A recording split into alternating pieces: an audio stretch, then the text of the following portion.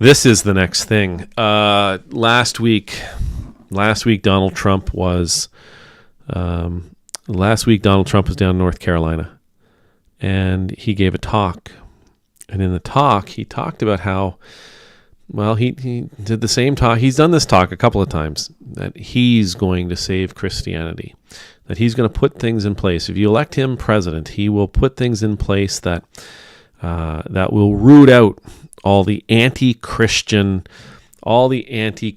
stuff that is out there. So Trump promises to root out anti-Christian bias at Concord faith events. So this came from an article written by North Carolina Public Radio. It's one of the things it says. It said he listed how, in his opinion, Vice President Kamala Harris, who says she grew up in a black church, is hostile to Christianity by allowing transgender women to play women's sports, among other issues. He said the assassination attempt against him this summer in Pennsylvania brought him and his family closer to God. At one point, the crowd of roughly 2,000 people cheered, "Jesus, Jesus, Jesus." Always effective at a political rally. And the article, though, goes on. Trump told them he would use the federal government to protect Christians. We would create a new federal task force on finding anti-Christian bias that will begin immediately, he said. Trump added that the faith are not a threat to our country. I wonder if that means the faithful are not a threat to our country. Americans of faith are the soul of our country, right? It's a lovely thought. I don't think people of faith are a threat. I can't imagine people of faith being a threat to your country, especially if that faith is aimed and used in the right way. As I look at it, and there were guys there like Franklin Graham was there, and there were some other big heavy hitters in the right leaning Christian world. We're a part of this because he likes to have people. He needs those people around. It was after all, I think he was invited into a faith gathering to speak. I think maybe I'm getting kind of tired of talking about this, but I need to keep talking about this. We, as Christians, don't need anybody to save us. We don't need a president or a prime minister or a king, a queen. We don't need a person of power, a person of authority, a person of celebrity, a person of wealth to save us. We are the church because we follow Christ. I do not need a Donald Trump to save me from my neighbors. If I as a Christian am in danger of being harmed by my neighbors, I as a Christian need to ask myself why. Here, at least here in Canada and here in the United States, I need to ask myself why. Why is it that my neighbors are so threatened by me that they would want to hurt me? Why is it that my neighbors are so threatened by me that they want to persecute me, prosecute me, destroy me? Why is it that they'd want to destroy the church? Give that some thought. It wouldn't take much for us to figure out, okay, well, why is there anti-Christian thinking out there? And there is. Let's call it what it is. There are anti-Christian movements out there. But it has not. But again, it had nothing to do with Jesus. Nothing to do with Jesus's teachings. Everything to do with Christians. So I balk when I hear somebody say these things. This is a person who's speaking to Christians. Okay, this is a presidential candidate speaking to Christians. He's telling them that he is going to protect them. Okay, I am saying if I could ever possibly speak to that same room of Christians, I would like them to hear this.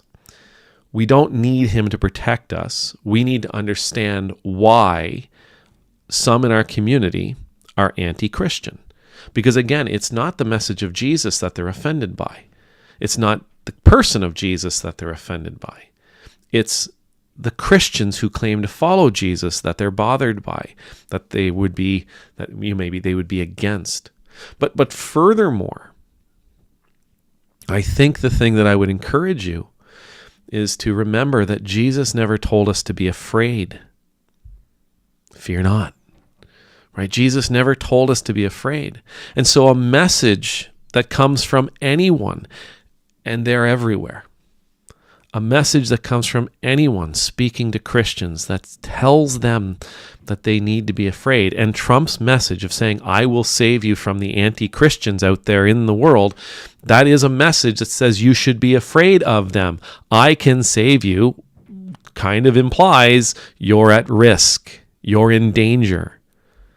So any message that's given to Christians that says you should be afraid is not a godly message. It is not a message.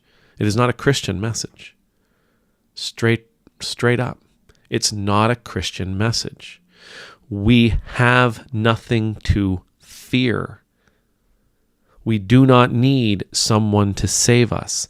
If there is ill will directed at us, it's probably because of us, not because of Jesus, not because of the one we claim to serve.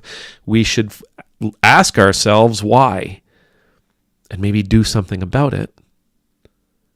Change how it is we're living this life. Change who we are. Change, and by that I don't mean, give up your faith. No. Change how you are living this Christian life as an ambassador for Christ.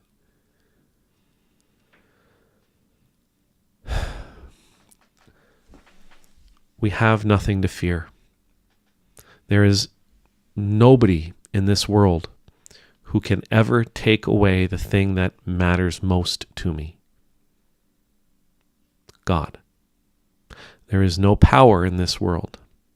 There is no height, nor depth, nor principality, nothing here, nothing present, nothing to come. There is nothing in this world that can take away the thing that I value most.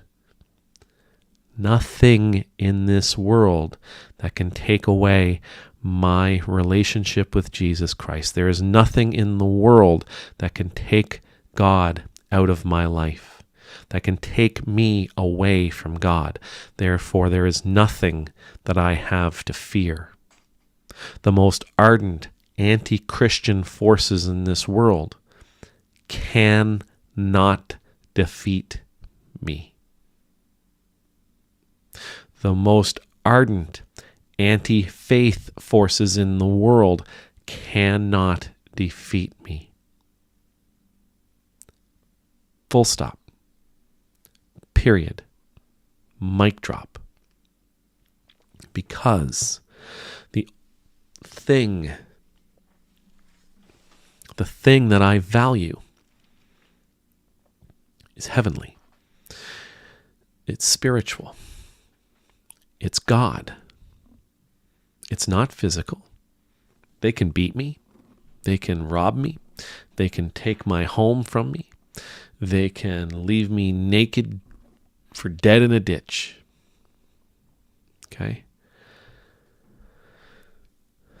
But they can't take away the most important thing. So when a guy like Trump comes along, or any, pastor who comes along, and there's, again, a plethora of them who come along and say, yeah, you got to be afraid. Got to be afraid, and I'm the only one that can save you. I will save you, but you got to trust me. You got to give to me. You got to buy my watch. You got to buy my sneakers. You got to buy my crap, right? You got to make donations. Got to vote for me, but I'll save you. That guy's offering you a message.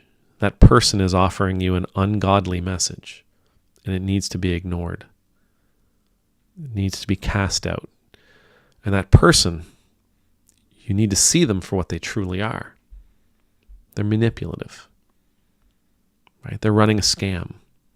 They're taking your faith, your beautiful, valuable faith, that faith that you put so much of your hope in and so much of your trust in, and they're twisting it and they're turning it back around on you in creating it,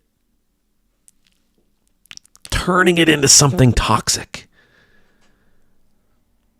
Turning it, and that's infuriating to me.